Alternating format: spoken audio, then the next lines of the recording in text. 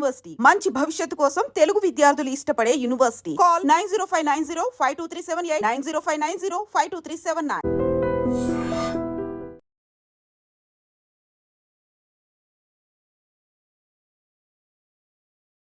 Hi hello నమస్తే, welcome back to our channel. నేను మీ Vaishu. చెప్పక్లో SRH తన తొలి విజయం నమోదు చేసుకుంది నిన్నైతే. మరి కాకపోతే ఒక డౌటు, అసలు ఎప్పుడు అంత బాగా ఎస్ఆర్హెచ్కి, అలానే ఎప్పుడు అంత ధీటుగా నిలబడే సిఎస్కేకి ఏం జరుగుతుంది? ఐపీఎల్లో కొత్త కొత్త ట్విస్ట్లు వస్తున్నాయి. మరి ఈరోజు నాతో ఇవన్నీ మాట్లాడడానికి నితిన్ గారు ఉన్నారు. నితిన్ గారితో అయితే చాలా విషయాలు మాట్లాడదాం. హలో అండి. హలో. నిన్న మ్యాచ్ చూసాం మనం. ఎండ్ వరకు చూస్తుంటే ఎవరైనా ఎటైనా తిరిగేలాగానే ఉండింది మ్యాచ్. కానీ ఎస్ఆర్హెచ్కి విన్నింగ్ అయితే వచ్చేసింది. ఎవరి వల్ల నిన్న ఆ విన్నింగ్ వచ్చిందని చెప్పుకోవచ్చు ఒక పర్సన్ అంటే? కమిందు మెండిస్ అని చెప్పొచ్చు. ఎందుకు ఆ క్యాచ్ వల్లనే అంటారు? క్యాచ్ అండ్ ఆయన బ్యాటింగ్ కూడా ఫినిష్లో చాలా బాగా చేశాడు. సో మెయిన్ ఆయన క్రెడిట్ ఇవ్వచ్చు ఈ మ్యాచ్లో విన్నింగ్. ఓకే. కాకపోతే ఇప్పుడు ఐపీఎల్కి, ఇంతకుముందు ఐపీఎల్స్కి అంటే క్రికెట్లో క్యాచ్ల గురించి వస్తే, ఇంతకుముందు పరిగెట్టి ఎక్కడ దాకా ఉన్న క్యాచ్లు కూడా పట్టుకునేవాళ్ళు. ఇప్పుడు సిట్టర్ లాంటి క్యాచ్లు కూడా వదిలేస్తున్న సిచ్యువేషన్స్ చూస్తున్నాం కదా. ఎందుకని అలా జరుగుతుందంటారు?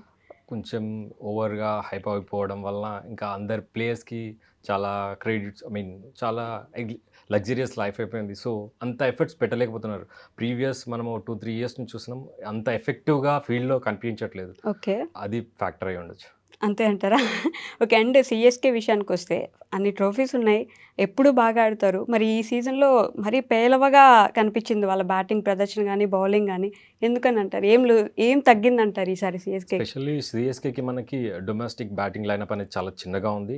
ఇక్కడ మనకు ఇండియన్ ప్లేయర్స్ అనేవాళ్ళు అంత ఫామ్లో ఉన్న ప్లేయర్స్ లేకపోవడము మెయిన్ మైనస్ పాయింట్ సిఎస్కేకి.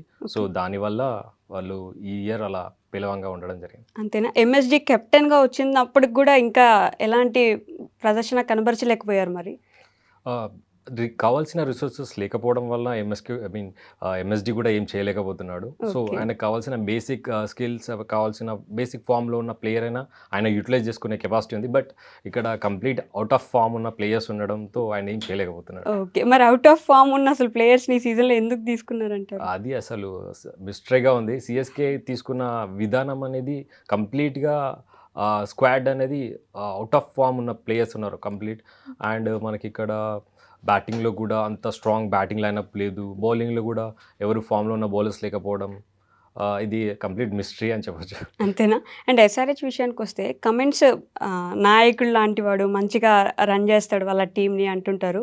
ఈసారి వాళ్ళ ప్రదర్శన కూడా తగ్గుతూ వచ్చింది, అంత బాగా లేదు. నిన్నటి మ్యాచ్ కష్టపడి గెలిచి ఒక విజయం సాధించుకుని ప్లే ఆఫ్స్కి ఒక ఛాన్స్ ఉంది. కానీ ఈ ప్లే ఆఫ్స్ వరకు వెళ్తారంటారా? ప్లే ఆఫ్స్ వెళ్ళాలంటే 6 మ్యాచ్లు గెలవాలి కదా వరుసగా. అఫ్ కోర్స్ ఇక్కడ ప్లే ఆఫ్ ఛాన్సెస్ అనేవి చాలా టఫ్గా ఉన్నాయి మన ఎస్ఆర్హెచ్కి. ఎందుకంటే వాళ్ళ స్పెషల్లీ బ్యాటింగ్ ఆర్డర్లో కానీ బౌలింగ్లో కానీ చేంజెస్ జరగాలి. ఆ చేంజెస్ ఇంకా రెక్టిఫై చేసుకోలేకపోతున్నారు. ఆ చేంజెస్లో మిస్టేక్స్ రెక్టిఫై చేసుకోలేకపోతున్నారు. సో అది ఫ్యూచర్ మ్యాచెస్లో అన్న చేంజ్ చేయకపోతే మాత్రం 100% ఛాన్సెస్ అనేవి తగ్గిపోయే ఛాన్సెస్ ఎక్కువగా ఉన్నాయి మనకి. స్పెషల్లీ బ్యాటింగ్లో 1-2-3లో లెఫ్ట్ అండ్ రైట్ కాంబినేషన్ రాకపోవడము, బౌలింగ్లో కూడా మనకి షమీ ప్లేస్లో ఉన్నట్టు కానీ రీప్లేస్ చేసి, నెక్స్ట్ మనకి ఇంకో బ్యాట్స్మెన్ అభినవ్ని 100% టీంలోకి తీసుకోవాలి. అభినవ్ని ఇంపాక్ట్ ప్లేయర్ గానే అట్లీస్ట్ తీసుకోవాలి. అది చేయకపోతే కూడా మనకి చాలా ప్రాబ్లం అవుతుంది. అండ్ బ్యాటింగ్ ఆర్డర్ కూడా మార్చినట్టున్నారు. నిన్న మ్యాచ్కి వస్తే నితిన్ని 6th ప్లేస్కి పంపించి క్లాస్ని ముందుకు తీసుకొచ్చారు. దానివల్ల ఏమైనా ఉపయోగం ఉందంటారా? క్లాస్ అది బెటరే, మనకి మంచి పని చేశారు. అదొక చేంజ్ అయితే చేయడం. అండ్ ఇక్కడ అనికేత్ని అభినవ్ని కూడా ఇంకా మనం యూటిలైజ్ చేసుకోవాలి పర్ఫెక్ట్గా. వాళ్ళిద్దరిని యూటిలైజ్ చేసుకోలేకపోతుంది ఎస్ఆర్హెచ్. 100% వాళ్ళు అప్ ది ఆర్డర్ వస్తే మాత్రం 100% ఇంకా మంచి సక్సెస్ సాధించవచ్చు. ఓకే. మిడిల్ ఆర్డర్ కానీ ఫస్ట్ ఆర్డర్ కానీ వాళ్ళు వస్తే బెటర్ అంటారు మీరు, ఎండింగ్ వరకు లేకుండా? ఎస్, 100%. మనకి ఎందుకంటే లెఫ్ట్ అండ్ రైట్ కాంబినేషన్ ఉంటే కొంచెం స్ట్రాంగ్గా ఉంటుంది. అండ్ మనకు స్ట్రాంగ్ ప్లేయర్స్ 1-2-3లో ఉన్న ఈ స్ట్రాంగ్ ప్లేయర్స్ తొందరగా కోల్పోతున్నాం. సో అది తొందరగా కోల్పోవద్దు అంటే ఒక రైట్ అండ్ లెఫ్ట్ అండ్ కాంబినేషన్లో ఉన్న బ్యాట్స్మెన్ని మనం పైన ఆడించుకుంటే ఏమవుతుందంటే ఒక వికెట్ త్రూ అయినా సరే మనకి ఇంకా స్ట్రాంగ్ బ్యాటింగ్ లైనప్ ఉంది కింద అనే ఒక స్ట్రాంగ్ ధైర్యం ఉంటుంది. దాంతో మనం ఇంకా ఎక్స్పోజ్ చేయొచ్చు ఇన్నింగ్స్. ఓకే. ఇషాన్ కిషన్ నిన్నటి మ్యాచ్లో కొంచెం ప్రదర్శించడానికి వచ్చినప్పటికీ, పోయిన మ్యాచ్ జరిగినప్పుడు ఎంఐతో ఆయన పాటికి ఆయనే నడుచుకుంటూ వెళ్ళిపోయారు. బాల్ అటు లెఫ్ట్ నుంచి వెళ్ళిపోయి డైరెక్ట్గా వికెట్ కీపర్ చేతిలోకి వెళ్ళిపోయింది. ఆయన అసలు అవుటే కాదు కదా, బట్ ఆయన నడుచుకుంటూ వెళ్ళిపోయాడు. నిన్నటి ప్రదర్శనతో పోలిస్తే ఎలా చెప్తారు ఇప్పుడు ఆయన గురించి? యాక్చువల్లీ ఆయన సెకండ్ మ్యాచ్ నుంచి ప్రతి మ్యాచ్లో వికెట్ చాలా సింపుల్గా త్రూ చేస్తున్నాడు. కరెక్ట్. అదే అసలు ఒక ఇంటెంట్ అనేది చాలా ఆయన ప్రెషర్ని హ్యాండిల్ చేయలేకపోతున్నాడు. ఓకే. సో ఆయనని 100% మనం ఇంకా కింద ఆడించుకుంటే ఇంకా బెటర్. ఆ ప్రెషర్ని హ్యాండిల్ చేయలేకపోతున్నాడు. వికెట్ని కూడా చాలా సింపుల్గా త్రూ చేస్తున్నాడు. అది టీం మొత్తానికి ఎఫెక్ట్ అవుతుంది ఆయన ఒక్క వికెట్. సో ఆ వికెట్ మనం ఏం చేయాలంటే కింద ఆడించుకొని పైన మనకి ఈ ఎక్స్ప్లోజివ్ మంచి బ్యాట్స్మెన్స్ ఉన్నారు లైక్ అభినవ్, అనికేత్, వీళ్ళని పైన ఆడించుకుంటే వాళ్ళ వికెట్ త్రూ అయినా మనకి అంత ఎఫెక్ట్ అనేది ఉండదు. కింద మనకి ఇంకా మంచి స్ట్రాంగ్ ప్లేయర్స్ ఉన్నారు అనే ఒక ఇంటెంట్ ఉంటుంది. ఓకే. సో దానివల్ల మనకు ఇంకా లాంగ్ ఇన్నింగ్స్ ఆడొచ్చు. అదే వ్యక్తి ఫస్ట్ మ్యాచ్లో సెంచరీ కొట్టాడు కదా, మరి అలాంటప్పుడు టెన్షన్ పడుతున్నాడని అనగలమంటారా? ఫస్ట్ మ్యాచ్ లో కూడా మనకి చాలా క్యాచ్ డ్రాప్ అయినాయి. ఇషాన్ కిషన్ 2-3 క్యాచెస్ డ్రాప్ అయినాయి. సో అందుకనే ఆ లాంగ్ ఇన్నింగ్స్ వచ్చింది. ఫస్ట్ ఇప్పుడు మనకి సెకండ్ మ్యాచ్ థర్డ్ మ్యాచ్ నుంచి ఆయనకి లైఫ్స్ అనేవి రాలేదు. సో అందుకనే ఆయన బ్యాక్ అవ్వాల్సి వచ్చింది. మేము ఫస్ట్ మ్యాచ్ కూడా చూసాము, దాంట్లో కూడా ఆయన స్ట్రగుల్ అయ్యాడు. ఆ ప్రెషర్ హ్యాండిల్ చేయలేకపోతున్నాడు. సో 100% ఆయన కింద ఆడించుకుంటేనే బెటర్ 100%. అండ్ ఈ సీజన్ మొత్తం నితీష్ కుమార్ రెడ్డి ప్రదర్శన చూస్తే చాలా డల్గా ఉంది. అసలు బ్యాటింగ్లో వచ్చి వెళ్ళిపోతున్నట్టే ఉన్నారు. ఫీల్డింగ్ మాత్రం ఏదో కొంచెం ట్రై చేస్తున్నట్టుంది కదా, మరి ఆయన ప్రదర్శన ఎందుకు తగ్గిందంటారు అసలు? నితీష్ కుమార్కి కొద్దిగా ఆయన పైన రెస్పాన్సిబిలిటీ అనేది లేకుండా పైన ఫ్రీగా వదిలేయడం జరిగింది. సో అంత ఫ్రీగా ప్లేయర్ని మనము ఆడమని చెప్పేస్తున్నారు. బట్ ఆయన రెస్పాన్సిబిలిటీ తీసుకొని ఆడాలి. సో ఆయన అంత ఇంటెంట్ అంత ఫోకస్డ్ ప్లేయర్ అది. అంటే ఇప్పుడు ఉన్న బ్యాటింగ్ లైనప్కి కానీ ఆయన స్టాండర్డ్స్ అనేవి ఇంకా ఇంప్రూవ్ చేసుకోవాలి. దానికి ఇంకా టైం పడుతుంది. మనం ఆయనని కొద్దిగా ముందుగా ప్రమోట్ చేయడం జరిగింది. అంత ప్రమోట్ చేయని అవసరం లేదు. ఇంకా కొద్దిగా కిందనే ఆడించుకుంటేనే బెటర్. అంటే అంత తొందరగా ప్రమోషన్ వెళ్ళిపోయింది అంటారు? ఫస్ట్ చాలా తొందరగా ప్రమోషన్ వచ్చేసింది. సో అది ఇంకా ఆయనకి టైం పడుతుంది. సో యంగ్ ప్లేయర్ కొద్దిగా ఎక్స్పీరియన్స్ రావాలి. ఆ ఎక్స్పీరియన్స్ వచ్చిన తర్వాతనే ఆయన ఇంకా బెటర్ ఇన్నింగ్స్ రాగలుగుతాయి. ఓకే. అండ్ ఎస్ఆర్హెచ్ విషయానికి వస్తే మరీ ఫ్రీ హ్యాండ్ ఇవ్వడం ఏమైనా ఇబ్బంది పెడుతుందంటారా టీంని? అంటే మీకు నచ్చినట్టు కొట్టండి, మీకు నచ్చినట్టు ఆడండి అని వదిలేయడం మరీ ఇబ్బంది అవుతుందంటారా? 100% అదే జరుగుతుంది. ఈ సీజన్ మొత్తం అదే అవుతుంది. So like 5 members top players ఉన్నారు మన దగ్గర, మంచి హిట్టర్స్ ఉన్నారు అని ఒక ఫ్రీగా వదిలేయడము. దాని వలన షార్ట్ సెలెక్షన్ అనేది పర్ఫెక్ట్గా లేకపోవడము, ఇక్కడికి బిగ్ స్కోర్ రావాలి, బిగ్ టోటల్స్ రావాలి, 300 రీచ్ అవ్వాలి అనే హైప్తో వాళ్ళు ఇంకా వికెట్స్ త్రూ చేయడం జరుగుతుంది. రెస్పాన్సిబిలిటీ తీసుకొని ఆడడం అనేది చాలా తక్కువ. లైక్ ఒక 1-2 మ్యాచెస్లో మనకి హెడ్ అది క్యారీ చేశాడు. తర్వాత మళ్ళీ ఆయన కూడా ఇంకా నెక్స్ట్ మ్యాచెస్ ఉన్నాయి, రన్ రేట్ పెరగాలి, ఆ ఇంటెన్షన్తో వాళ్ళు ఇంకా మళ్ళీ వికెట్స్ త్రూ చేయడం జరుగుతుంది. లాస్ట్ మ్యాచ్ లో కూడా మనకి ఇషాన్ కిషన్ కొద్దిగా ఆలోచించాడు. సో అది బెటర్, మంచి సైన్ మనకి. బట్ ఆయన ఇంకా నంబర్ 4 లో ఆడిస్తే చాలా బెటర్ అని నా ఒపీనియన్. ఓకే. కాటేరమ్మ కొడుకులు అని చెప్పేసి 300 ఖచ్చితంగా 287 అయిపోయింది, 300 చేసేయాల్సిందే అని మనం ఎక్కువ ప్రెషర్ పెడుతున్నట్టుంది. ఏమైనా ఆడియన్స్ మరీ ఎక్కువ కోరుకుంటున్నారా?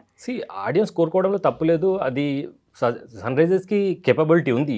బట్ వాళ్ళ బ్యాటింగ్ ఆర్డర్ అనేది పర్ఫెక్ట్గా లేదు. మనం ప్రీవియస్ సిరీస్లో లాస్ట్ ఇయర్లో చూస్తుంటే మనకి అక్కడ రాహుల్ త్రిపాఠి కానీ, మయాంక్ అగర్వాల్ కానీ ఆఫ్ ది ఆర్డర్ వచ్చి అక్కడ ఒక వికెట్ త్రూ అయినా కింద బ్యాటింగ్ అనేది మనకి స్ట్రాంగ్గా ఉంటుంది. అరే బ్యాటింగ్ లైనప్ ఇంకా పెద్దగా ఉంది అనేది ఆ టీంకి ఒక కాన్ఫిడెంట్ ఇస్తుంది. అపోజిట్ టీంని కొంచెం డిమోటివేట్ చేస్తుంది, ఇంకా వికెట్స్ ఉన్నాయి అనేది.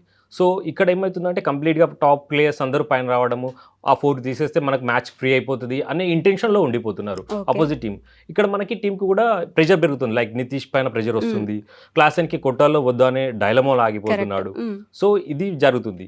సో మనకి అనికేత్ని, అభినవ్ని పైన ఆడించుకుంటే ఆ ప్రెషర్ అనేది తగ్గిపోతుంది. ఓకే. అండ్ మొత్తం టీం విషయానికి వచ్చేసరికి ఈసారి బాగా కొంచెం తగ్గినట్టే ప్రదర్శన కనిపించినప్పటికీ కొంచెం ఇంకా ప్రయత్నిస్తున్నారు. ఆర్సీబీకి లాస్ట్ ఇయర్ 6 మ్యాచెస్ గెలిచి ఎలా ప్లే ఆఫ్స్కి వెళ్ళారో అలానే ఎస్ఆర్హెచ్కి కూడా ఛాన్స్ ఉంది అంటే 100%లో ఎంత పర్సెంట్ ఉందంటారు మీరు? మనకి 70% మాత్రమే ఉంది. బికాజ్ మన ఈ మిస్టేక్స్ని రెక్టిఫై చేసుకోలేకపోతుంది సన్ రైజర్స్. లైక్ బ్యాటింగ్ ఆర్డర్లో, బౌలింగ్ ఆర్డర్లో, ఈవెన్ మనకి బౌలింగ్ ఆర్డర్లో కూడా మనకి అవసరమైతే ఇంకో బ్యాట్స్మెన్ అభినవ్ని ఆడించుకొని ఒక బౌలర్ని తక్కువ చేసుకోవచ్చు మనం.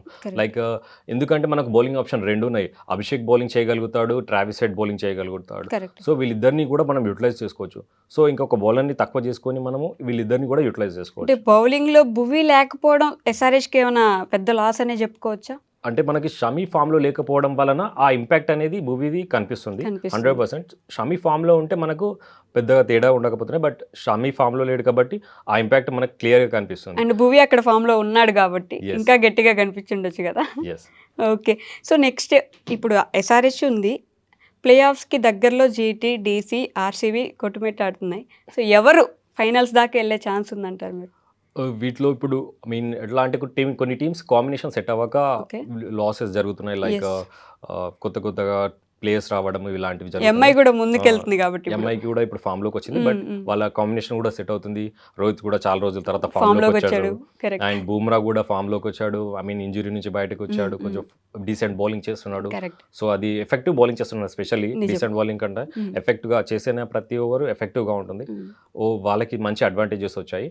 బట్ ఇక్కడ సర్ప్రైజింగ్గా వచ్చిందంటే ముంబై మనకు చాలా సర్ప్రైజ్ ఇచ్చింది. నిజం. అసలు అవుట్ ఆఫ్ ఫామ్ నుంచి కంప్లీట్గా అలా పైకి వచ్చేసారు. లైన్గా విక్టరీస్ సాధించడము. బట్ ఇంకా స్టిల్ వాళ్ళు క్వాలిఫైయర్స్కి వస్తారా లేదా అనేది డౌటే. బికాస్ మనకి ఇక్కడ డీసీ, పంజాబ్, జీటీ GT. చాలా స్ట్రాంగ్గా ఉన్నాయి. పంజాబ్ స్ట్రాంగ్ గా ఉందంటారా? 100% ఓకే. కంప్లీట్గా వితౌట్ డౌట్ నాకౌట్స్కి వచ్చేది పంజాబ్, వావ్. తర్వాత డీసీకి, జీటీకి ఛాన్సెస్. ఓకే. నెక్స్ట్ ఎందుకంటే మనకి నెక్స్ట్ వచ్చే టీమ్స్కి ఇప్పుడు సెట్ అవుతున్నాయి కాంబినేషన్స్. లైక్ ముంబై ఫామ్లోకి వస్తుంది, మేబీ మనకి లక్నో కూడా ఫామ్లోకి వచ్చే ఛాన్సెస్ ఉన్నాయి. వాళ్ళ దగ్గర చాలా రిసోర్సెస్ ఉన్నాయి. బ్యాటింగ్లో చాలా పెద్ద బ్యాటింగ్ లైనప్ ఉంది, ఓకే. బౌలింగ్లో కూడా చాలా మంచి బౌలర్స్ ఉన్నారు. వాళ్ళు కూడా వచ్చే ఛాన్స్ ఉంది. నెక్స్ట్ మనకు ముంబై ఫామ్లోకి వచ్చింది, ఆర్సీబీ ఆర్సీబీ ఆల్మోస్ట్ ఫైట్ చేస్తున్నది. అది 100% వాళ్ళు కూడా మంచి ఫైట్ ఇస్తున్నారు. ఓకే. మనకి ఇక్కడ ఎస్ఆర్హెచ్ ఒకటి డైలమాలో ఉంది. ఇక్కడ మనకి స్పెషల్లీ పంజాబ్, డీసీ అయితే కన్ఫామ్గా నాకౌట్స్కి వస్తాయి. పంజాబ్ ఖచ్చితంగా వస్తుంది. ఈ రోజు 100%. పంజాబ్ మ్యాచ్ ఉంది కదా కేకేఆర్ తో పాటు. అసలు పంజాబ్ మొన్న 1-1 అదే డిఫీట్ చేసుకున్నప్పుడే చాలా బాగా డిఫీట్ చేసుకుని అక్కడ దాకా 100% వచ్చారు. వాళ్ళు కొన్ని ఎక్స్పెరిమెంట్స్ చేస్తున్నారు నాకౌట్స్ కోసం. సో ఆ ఎక్స్పెరిమెంట్స్ వల్ల వాళ్ళు లాస్ అవుతున్నారు, బట్ 100% వాళ్ళు స్ట్రాటజీతోనే వెళ్తున్నారు. ఓకే. సో వాళ్ళు పైకి వచ్చేస్తారు, అది డౌట్ లేదు. డీసీ 100% వచ్చేస్తుంది. GT. సో ఇక్కడ మనకి ఈ 2 ప్లేసెస్లో జీటీ, ఆర్సీబీ, ముంబై వీటి Okay. ఫైట్ జరుగుతుంది. ఎస్ఆర్హెచ్ ఈ 4 టీమ్స్ ఆ 2 ప్లేసెస్ కోసం ఫైటింగ్ జరగబోతుంది. ఎవరికి మోస్ట్ ఆఫ్ ది ఛాన్సెస్ ఉండొచ్చు ఈ 4 టీమ్స్ లో? మనకి ఇక్కడ అంటే అన్ని సైలెంట్ వార్ జరుగుతున్నాయి. Okay. ఎవరు ఇట్లా వస్తారు అని ఎక్స్పోజింగ్ ఎక్స్ప్లోర్ చేయలేకపోతున్నారు వాళ్ళ స్టైల్స్ బ్యాటింగ్ లో కానీ బౌలింగ్ లో కానీ. బట్ సైలెంట్ వార్ జరుగుతుంది. Okay. లైక్ ఆర్సీబీ కానీ ముంబై కానీ చాలా సైలెంట్ గా వస్తున్నాయి. అవి వస్తాయని ఇట్లా మనకి సైన్ ఇవ్వట్లేదు, బట్ కరెక్ట్. సైలెంట్ గా వస్తున్నాయి. సో ఎక్స్పెక్ట్ చేయాలి ఆ 4 టీమ్స్ లో ఏవైనా రావచ్చు. ఇంకా ఎస్ఆర్హెచ్ నెక్స్ట్ 2 మ్యాచెస్ తర్వాత తెలుస్తుంది వాళ్ళు వచ్చే ఛాన్సెస్ ఉన్నాయా లేదా అనేది. ఓకే. సిఎస్కేకి అయితే ఇంకా పూర్తిగా 100% అయిపోయినట్టే ఇంకా. అయిపోయినట్టే. మరి ఘోరంగా విఫలమయ్యారని చెప్పుకోవచ్చు కదా ఈ సీజన్. 100% బికాజ్ సిఎస్కేలో మనకి అవుట్ ఆఫ్ ఫామ్ ప్లేయర్స్ కంప్లీట్గా, అండ్ మనకి మళ్ళీ క్యాప్టెన్సీ కూడా సడన్ చేంజెస్ ఇలాంటివి జరగడం వలన ఇంకా వాళ్ళు ఫామ్లోకి రాలేకపోయారు. మేబీ నెక్స్ట్ ఇయర్ మళ్ళీ కంబ్యాక్ ఇవ్వచ్చు. ఖచ్చితంగా ఇవ్వాలి నెక్స్ట్ ఇయర్. ఈ ఇయర్ అయిపోయింది కాబట్టి. ఓకే అండి, థ్యాంక్ యూ. Thank you.